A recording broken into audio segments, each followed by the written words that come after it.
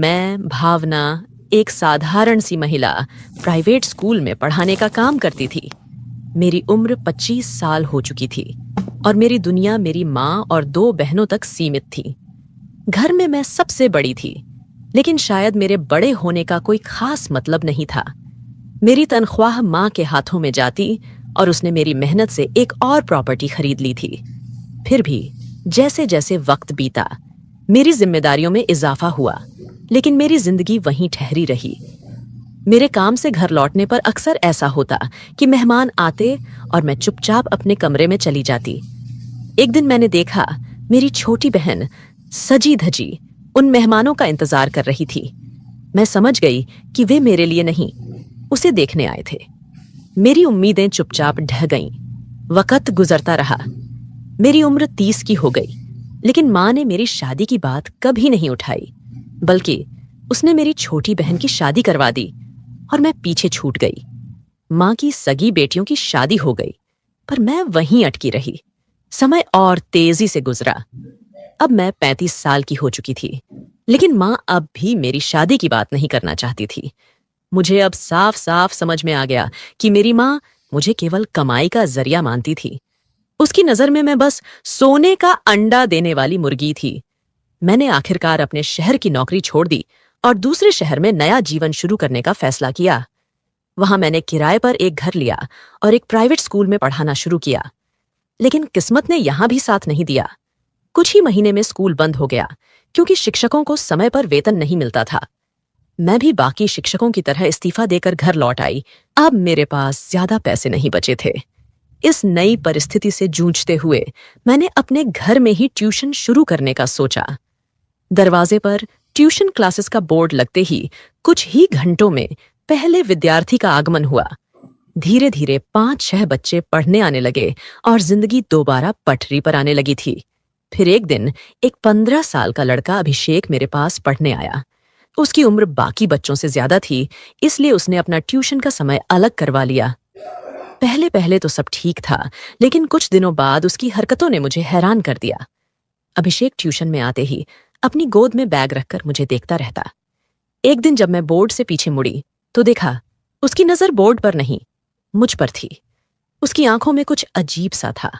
और फिर उसकी गोद में रखे बैग की हलचल ने मेरी बेचैनी और बढ़ा दी।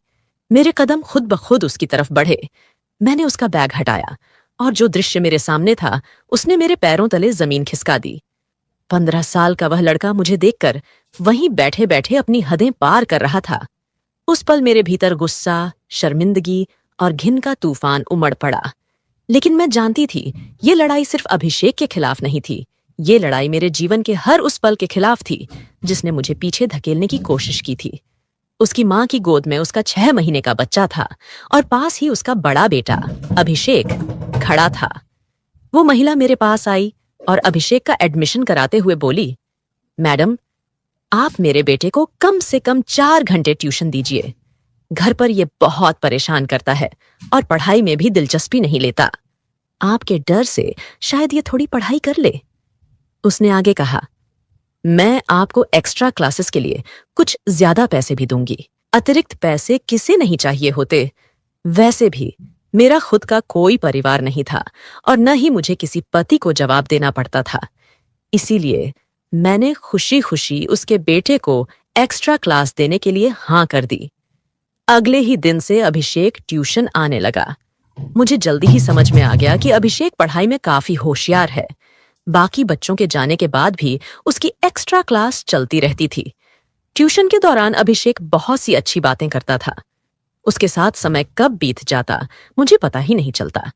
शायद क्योंकि मैं भी अपनी जिंदगी में अकेली थी, तो उसकी बातें सुनकर मुझे भी कोई सहारा मिल गया था। ऐसे ही दिन बीत रहे थे।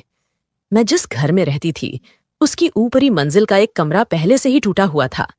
अब वहां एक नया किराएदार आकर रहने लगा था, जो कि मेरी ही तरह अकेला था।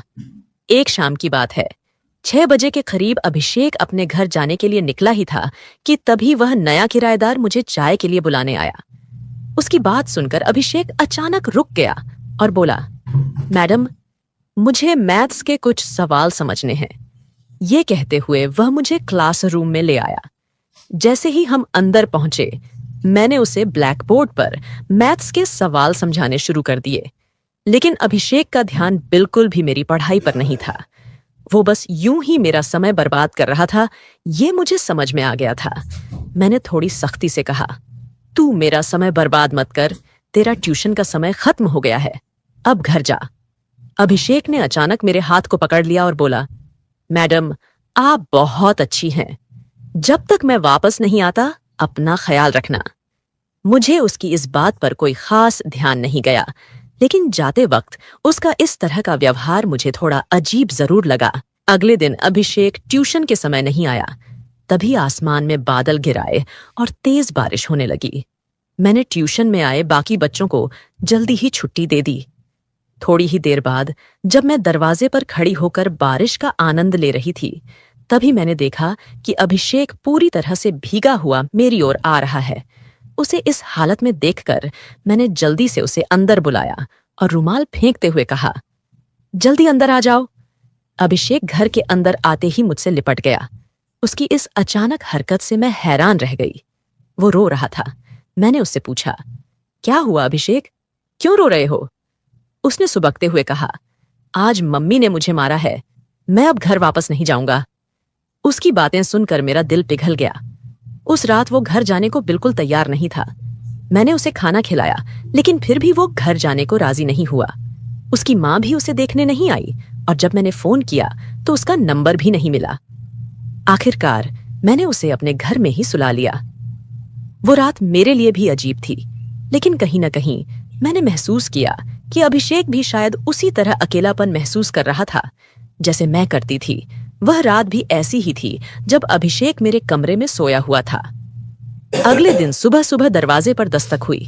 अभिषेक की माँ खड़ी थी और जैसे ही मैंने दरवाजा खोला, उन्होंने रोते हुए कहा, आप इस लड़के को अपने घर में बिल्कुल भी मत रखिए, मैं इससे तंग आ चुकी हूं, आप भी इसे निकाल दीजिए। उनकी आंखों में आंसू थे और उन्होंने गुस्से में अभिषेक को थप्पड़ मारा। मैं हैरान रह गई। मैंने उन्हें रोकते हुए कहा, आप उसे क्यों मार रही हैं? इस पर वह बोली, इसकी तरफदारी मत कीजिए, नहीं तो आप पछताएंगी। अगर आप इसे अपने पास रखना चाहती हैं तो रख लीजिए, मैं इसकी ट्यूशन फीस भी नहीं दूंगी। इतना कहकर वह चली गई। मुझे ऐसा लगा कि उन्होंने अपने बेटे के लिए ममता खो दी है। अभिषेक चुपचाप मेरे पीछे आकर लिपट गया। उसकी माँ के जाते ही उसने मुझे जोर से गले लगाया। उसकी मासूमियत देखकर मेरा दिल पिघल गया। मैंने सोचा, वैसे भी मैं घर में अकेली हूं, कुछ दिनों के लिए अभिषेक को रख सकती हूं। शायद उसकी माँ का गुस्सा ठंडा हो जाए और वह उसे वापस ले जाए। लेकिन ऐसा नहीं हुआ। अभिषेक की माँ ने उसके कुछ सामान दरवाजे पर छोड़ दिया और चली गई। मैं इसे क्षणिक गुस्सा समझ रही थी, मगर 2 दिन बाद पता चला कि वे लोग कॉलोनी छोड़कर किसी और शहर चले गए हैं। उनके फोन भी बंद हो गए थे। मैं यह बात अभिषेक से छिपाए रखी, क्योंकि उसे यह जानकर बहुत धक्का लगता कि उसके माता पिता उसे छोड़कर चले गए हैं। धीरे धीरे मैंने अभिषेक को अपने घर में ही रखना शुरू कर दिया। वह सुबह स्कूल जाता, शाम को ट्यूशन करता और रात को मेरे कमरे में आकर सोता। सब कुछ सामान्य चल रहा था, लेकिन एक रात कुछ अजीब हुआ। हमेशा की तरह उस दिन भी अभिषेक मेरे कमरे में सोने आया और लाइट बंद कर दी। वह अंधेरे में सोने का आदी था और उसकी आदत के चलते मैंने भी अंधेरे में सोने की आदत डाल ली थी। अचानक उस रात अभिषेक ने मुझे बहुत जोर से पकड़ लिया। उसकी पकड़ इतनी मजबूत थी कि मुझे यकीन ही नहीं हुआ कि वह 15 साल का लड़का है। मैं बहुत डर गई थी। ना तो मैं उठ पाई, न ही उसकी पकड़ से खुद को छुड़ा पाई। लगभग आधे घंटे बाद वह अलग हुआ। मैं कांप रही थी और डर के मारे हॉल में चली गई। सुबह अभिषेक जब कमरे से बाहर आया तो वह ऐसे व्यवहार कर रहा था जैसे रात में कुछ हुआ ही नहीं। मैं उसे कुछ कहने ही वाली थी, तभी वह किचन की ओर बढ़ गया। उसकी मासूमियत देखकर मेरे मन में उथल पुथल मच गई। उसने मेरे लिए चाय बनाई और मेरे कमरे में मेरा इंतजार कर रहा था, मानो कुछ हुआ ही ना हो। वो मेरे कमरे में था और अचानक उसे देखकर मैं थोड़ी शर्म से भर गई। फौरन बाथरूम की ओर बढ़ी, अंदर जाकर जल्दी से अपने कपड़े ठीक किए और फिर बाहर आई। बाहर आते ही मैंने अभिषेक से सवाल किया, अभिषेक, तुम्हारी तबीयत ठीक तो है ना? रात को तुमने मुझे इतनी जोर से क्यों पकड़ा था? अभिषेक ने बेहद शांत अंदाज में जवाब दिया, मैडम, शायद आपको कोई गलतफहमी हुई है। मैं तो जल्दी ही सो गया था। उसके जवाब से मुझे थोड़ी राहत मिली। लगा कि शायद वो सब कुछ नींद में हुआ होगा। मैंने उस बात को और ज्यादा तूल नहीं दी। कुछ देर बाद अभिषेक स्कूल चला गया।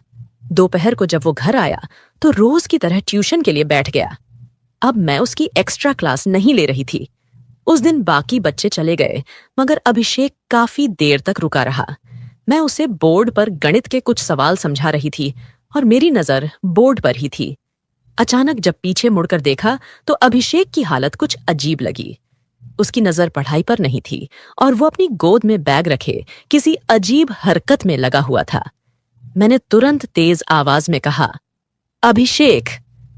उसकी हरकतें देखकर मैं थोड़ी हिल गई। मेरे दिमाग में सवाल उठने लगे। कल रात जो हुआ, क्या वो सच में नींद में था या जानबूझकर किया था? मैंने उसके बारे में ज्यादा सोचना छोड़ दिया, पर मन में शक बरकरार था। उसी दिन मैंने उसकी मां को फोन करने की कोशिश की, लेकिन हमेशा की तरह उसका फोन बंद था। मैं नहीं चाहती थी कि अभिषेक के नाजुक मन पर कोई गलत असर पड़े, इसलिए उसके माता पिता के बारे में कुछ नहीं कहा। अभिषेक को अपने घर में रखने का मेरा फैसला अब भारी गलती लगने लगा था, लेकिन तब मुझे इसका एहसास नहीं हुआ। फिर उसी रात अभिषेक मेरे पास सोया। उसने मुझे कुछ इस तरह से पकड़ा कि मुझे लगा जैसे वो 15 साल का लड़का अब मेरी जान ही ले लेगा।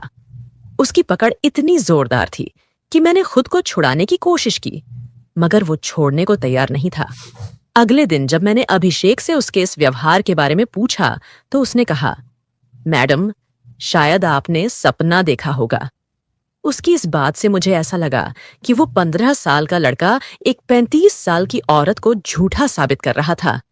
एक पल को मैंने सोचा कि शायद सच में मैंने सपना देखा हो, मगर उसी दोपहर जब एक्स्ट्रा क्लास में अभिषेक को अपनी गोद में बैग रखे देखा तो मुझे फिर से शक हुआ। पहले कभी मैंने उसे ऐसी हरकतें करते नहीं देखा था। मैंने सोचा कि इस बार उसे पकड़ना चाहिए।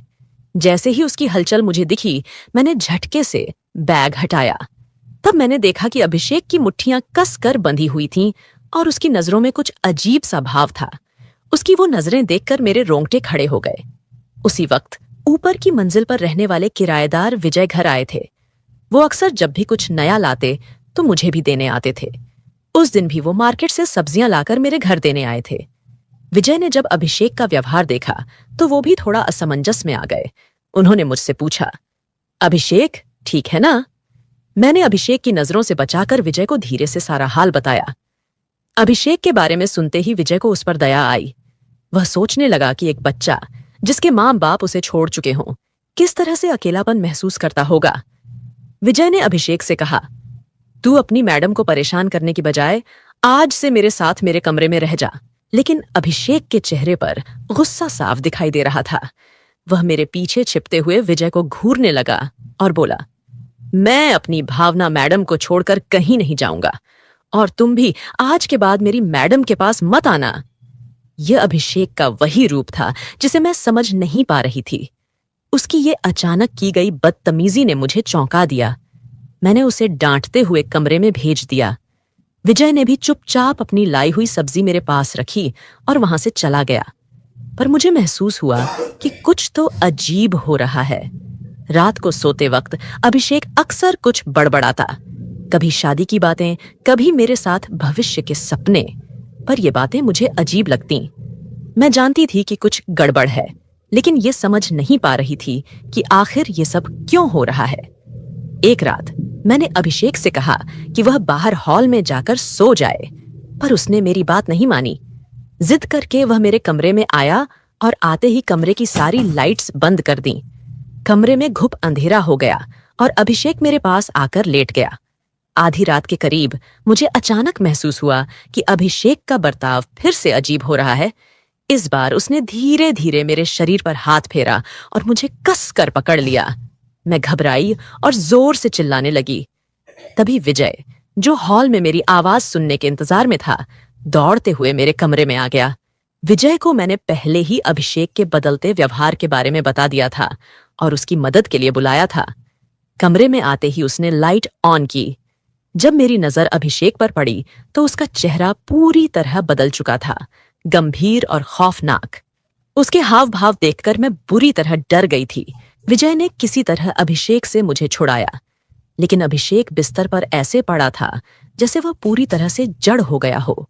उसके हाथ पैर अकड़ गए थे, आंखें कसकर बंद थीं और वह कांप रहा था। यह देखकर हमें बिल्कुल समझ नहीं आ रहा था कि उसे अचानक क्या हो गया। बिना देर किए हमने अभिषेक को अस्पताल पहुंचाया। अस्पताल में डॉक्टरों ने बताया कि अभिषेक को मिर्गी के दौरे पड़ते हैं और सही इलाज न होने की वजह से उसकी हालत बिगड़ती जा रही थी। डॉक्टर ने यह भी कहा कि अगर अभिषेक को समय पर अस्पताल नहीं लाया जाता तो उसकी जान भी जा सकती थी। डॉक्टर की ये बातें सुनकर मैं स्तब्ध रह गई। पिछले कुछ दिनों में अभिषेक के साथ एक गहरा संबंध बन चुका था, जैसे वह मेरे परिवार का हिस्सा हो। 2 दिन बाद अभिषेक को अस्पताल से छुट्टी मिल गई। घर लौटते ही वह मेरे पैर पकड़कर रोने लगा। तब मैंने उसे सांत्वना दी और कहा कि वह घबराए नहीं, सब कुछ ठीक हो जाएगा।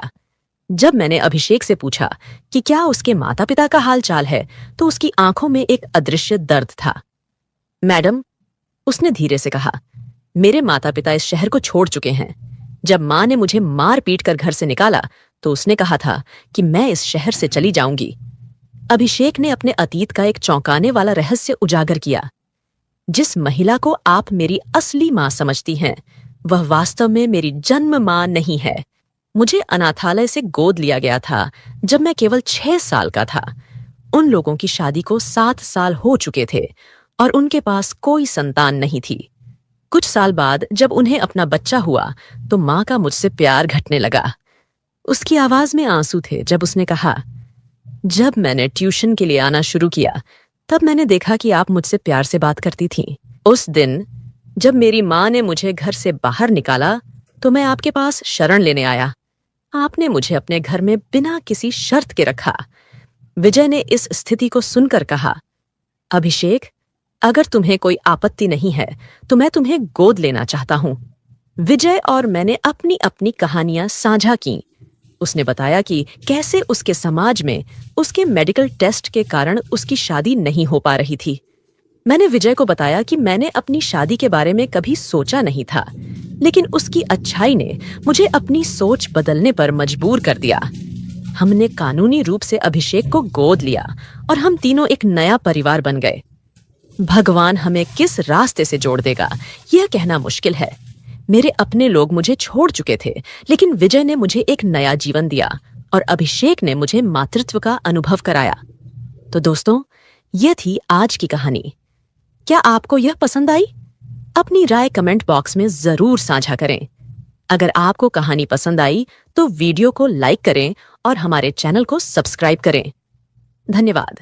एक दिन रात के वक्त 20 साल की जवान लड़की अपने पिता के कमरे में जाती है और देखती है कि उसके पिता गहरी नींद में सो रहे हैं। वह लड़की धीरे से उनके पास जाकर बैठ जाती है और उसे देखकर पिता जाग जाते हैं। पिता पूछते हैं, बेटा इतनी रात को क्या हुआ, सब ठीक है ना? लड़की कहती है, पापा मेरे सिर में बहुत तेज दर्द हो रहा है और मुझे बहुत डर भी लग रहा है। क्या मैं आपके पास सो सकती हूँ? पिता मुस्कुराते हुए कहते हैं, बिल्कुल बेटा, कोई बात नहीं, आप आराम से सो जाओ, मैं यही तुम्हारे पास हूँ। पिता लड़की को बिस्तर पर सुला देते हैं और उसके सिर को प्यार से सहलाने लगते हैं। इससे लड़की को तुरंत आराम महसूस होता है और वह धीरे धीरे सोने लगती है। उस दिन पिता ने थोड़ी बहुत ड्रिंक भी की होती है। नमस्कार दोस्तों, स्वागत है आपका हमारे चैनल पर। आज की कहानी आपको चौंका देगी और आप सोचने पर मजबूर हो जाएंगे कि एक पिता और बेटी ऐसा काम कैसे कर सकते हैं। अगर आप हमारे चैनल पर नए हैं तो कृपया सब्सक्राइब जरूर करें ताकि आप हमारी ऐसी और भी कहानियां मिस न करें। तो चलिए दोस्तों, शुरू करते हैं आज की यह सच्ची कहानी, जो मध्य प्रदेश के सागर जिले की है। इसी जिले के एक गांव में छगन लाल नाम का एक आदमी अपने 3 बच्चों के साथ रहता था। छगन लाल की पत्नी की लंबी बीमारी के बाद मौत हो गई और 1 साल से घर की स्थिति बेहद कठिन हो गई थी। उसकी बड़ी बेटी की उम्र 20 साल, छोटी बेटी की उम्र 14 साल और सबसे छोटे बेटे की उम्र 9 साल थी। पत्नी के इलाज में सारी जमा पूंजी खत्म हो गई थी और अब छगन लाल कर्ज में डूबा हुआ था। आर्थिक स्थिति दिन ब दिन खराब हो रही थी और घर चलाना उसके लिए मुश्किल हो गया था। बच्चे भी अपनी माँ की याद में गुमसुम रहने लगे थे। छगन लाल के लिए उन्हें संभालना चुनौतीपूर्ण हो रहा था। घर की जिम्मेदारियों के साथ साथ बच्चों की देखभाल करना छगन लाल के लिए कठिन हो गया। वह सोचता था कि अगर वह बाहर काम पर जाता तो बच्चों की पढ़ाई प्रभावित हो सकती है और अगर वह घर पर रहता तो घर की जरूरतें पूरी नहीं हो सकती। इस दुविधा के बीच एक दिन छगनलाल के मन में एक विचार आया, शायद उसे दूसरी शादी करनी चाहिए। एक नई पत्नी घर की जिम्मेदारियों को संभालने में मदद कर सकती थी और बच्चों को भी एक नया जीवन मिल सकता था। छगनलाल ने इस विचार को गंभीरता से लिया और सोचा कि यह उसके और बच्चों के लिए सबसे अच्छा हो सकता है। उसने अपने परिवार और कुछ करीबी दोस्तों से सलाह ली, जिन्होंने उसे समझाया कि एक नई शादी से समस्याओं का समाधान हो सकता है। छगनलाल ने सोचा कि अगर वह दूसरी शादी कर लेता है तो घर भी आबाद हो जाएगा और वह भी बाहर कमाने जा पाएगा। फिर वह अपनी बेटी से कहता है कि बेटा, मैं सोच रहा हूँ कि दूसरी शादी कर लूं। इससे तुम लोगों की देखभाल भी अच्छे से हो जाएगी और मैं भी बाहर कमाने जा सकूंगा। तुम्हारी माँ के चले जाने के बाद जो तुम सबकी हालत हो गई है, अब मुझसे देखी नहीं जाती। पिता के इन सब बातों को सुनकर बेटी एकदम से खामोश हो जाती है। उसकी जुबान से एक भी शब्द नहीं निकल पाता। छगनलाल बेटी को समझाते हुए कहता है कि देखो बेटा, अगर मैं कमाने नहीं गया तो फिर घर चलाना मुश्किल हो जाएगा और मैं तुम सबको पढ़ा लिखा नहीं पाऊंगा। इतना समझाने के बावजूद भी वह लड़की खामोश ही रही। छगनलाल सोचता है कि उसकी बेटी अभी दुखी है, फिर किसी और दिन बात करेगा। उसके बाद वह वहां से चला जाता है और वह लड़की सोचने लगती है कि जब उसके पिता शादी कर लेंगे और जो सौतेली माँ आ जाएगी तो सौतेली माँ कभी अच्छी नहीं होती। उसने यह सुना भी था और अपनी आंखों से देखा भी था। वह यही सोच रही थी कि अभी उसके पिता बच्चों से बहुत प्यार करते हैं। अगर शादी के बाद वह भी बदल जाएंगे तो सौतेली माँ हमारे ऊपर बहुत अत्याचार करेगी और पापा भी उसी का साथ देने लगेंगे। उस दिन वह लड़की रात भर सो न सकी और पूरी रात यही सब सोचती रही। जब वह लड़की अगले दिन कॉलेज जाती है तो उसे रास्ते में एक सहेली मिल जाती है जो उसके साथ उसके कॉलेज में ही पढ़ा करती थी। फिर वह लड़की अपनी सहेली को सारी बात बता देती है जो उसके पिता ने अपनी शादी के बारे में उससे कही थी। उसकी सहेली कहती है कि यह तो बहुत गलत होने वाला है तुम लोगों के साथ। अगर तुम्हारे पापा ने शादी कर ली तो तुम्हारे ऊपर बहुत बड़ी मुसीबत आ जाएगी। सौतेली माँ के बारे में तो तुमने सुना ही होगा कि वह किस तरह की होती है। तुम्हारे पापा ये शादी तुम लोगों के लिए नहीं कर रहे हैं, वह तो अपने शारीरिक सुख के लिए कर रहे हैं। उन्हें तो बस अपने लिए एक जीवन साथी चाहिए जो उनकी जिस्मानी इच्छा को पूरी कर सके। तुम्हारे पापा को जिस्मानी इच्छा बहुत परेशान कर रही है, इसी वजह से वह शादी करना चाहते हैं। तुम कभी यह मत सोचना कि वह ये शादी तुम्हारे लिए कर रहे हैं। उन्हें तो बस अपनी इच्छाओं को पूरी करने के लिए एक जिस्म चाहिए। वह लड़की अपनी सहेली की बातें सुनकर बहुत ही परेशान हो जाती है और उसे यह लगता है कि उसके पापा शादी करके ही रहेंगे। फिर उसकी सहेली कहती है कि मेरे पास एक आइडिया है, अगर तुम कर सको तो। वह लड़की कहने लगी कि ठीक है, मैं अपने भाई बहन के लिए कुछ भी कर सकती हूँ। उसकी सहेली कहने लगी कि तुम्हारे पापा को सिर्फ जिस्म चाहिए। अगर तुम अपने पापा के साथ संबंध बना सको तो फिर उन्हें शादी की सूरत नहीं रहेगी और वह कभी भी शादी नहीं करेंगे। फिर वह लड़की इस बात को गहराई से सोचने लगती है और इस नतीजे पर पहुंचती है कि फिर चाहे उसे कुछ भी करना पड़े, मगर वह अपने भाई बहन को कभी बर्बाद नहीं होने देगी। अब उस लड़की ने ठान लिया था कि किसी भी कीमत पर उसने अपने पापा की शादी नहीं होने देगी।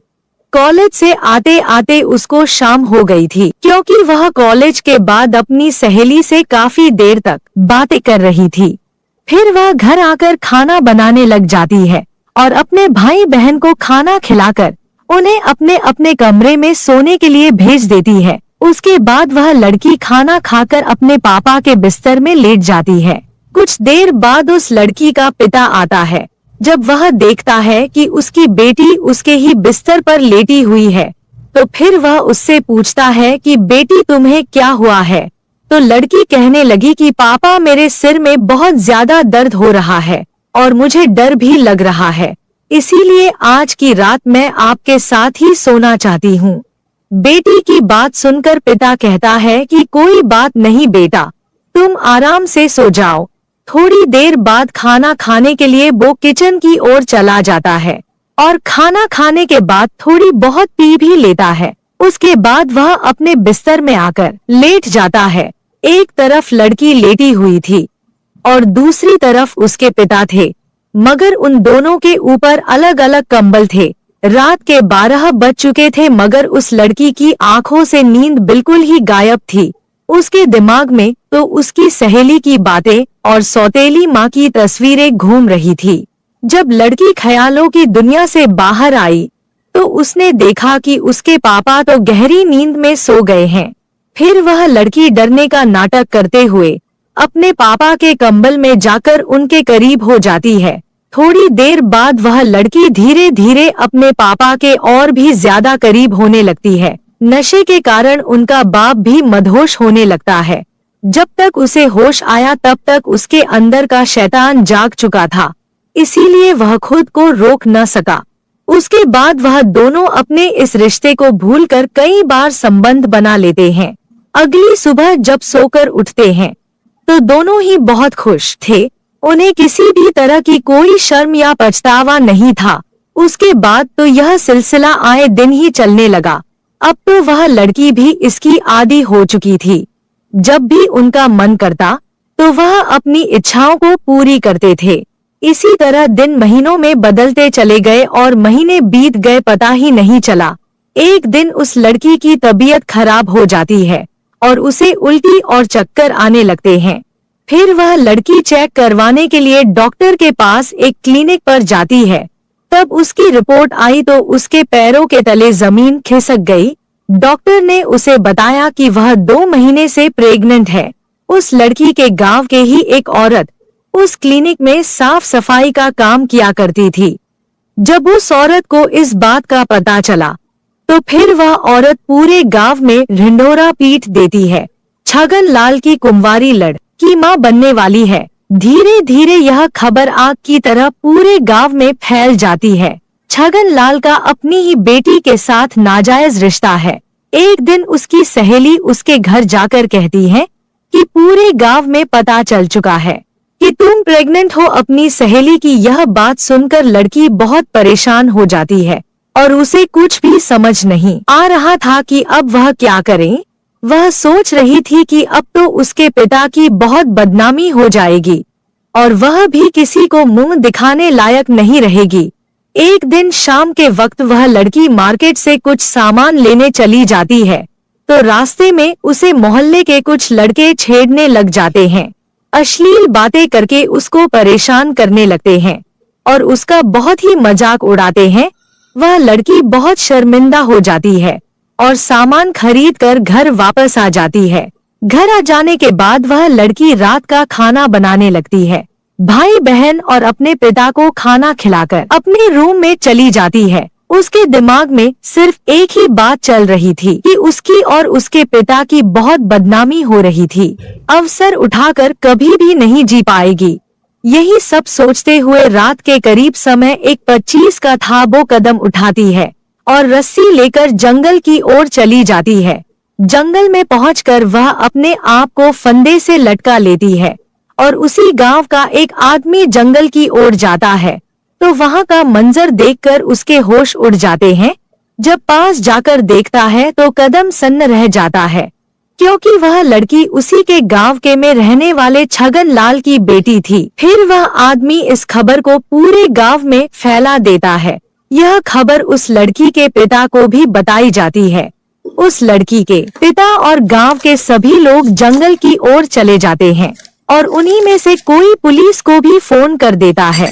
थोड़ी देर में पुलिस भी मौके पर पहुंच जाती है और उस लड़की को उतार कर उसका पोस्टमार्टम के लिए भेज देती है।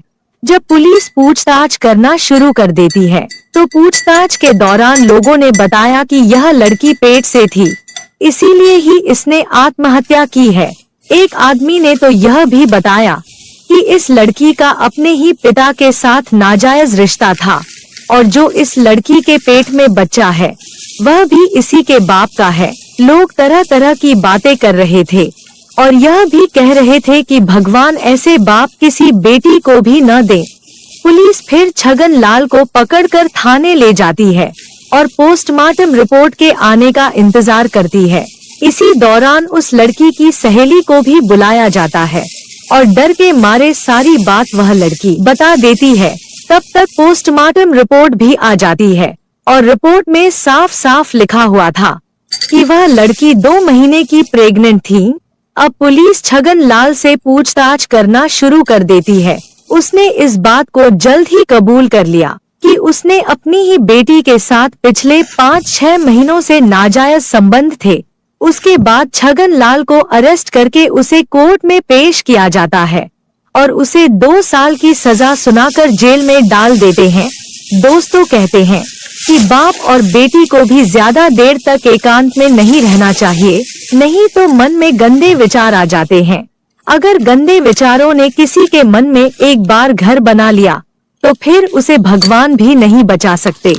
फिर वह इंसान कुछ ऐसा कर बैठता है जिसके कारण पवित्र रिश्ते भी पवित्र शर्मसार हो जाते हैं। दोस्तों, इस कहानी को सुनाने का मकसद आपकी भावनाओं को ठेस पहुंचाना नहीं है, बल्कि आप लोगों को जागरूक और सचेत करना है। तो दोस्तों, यह थी हमारी आज की कहानी।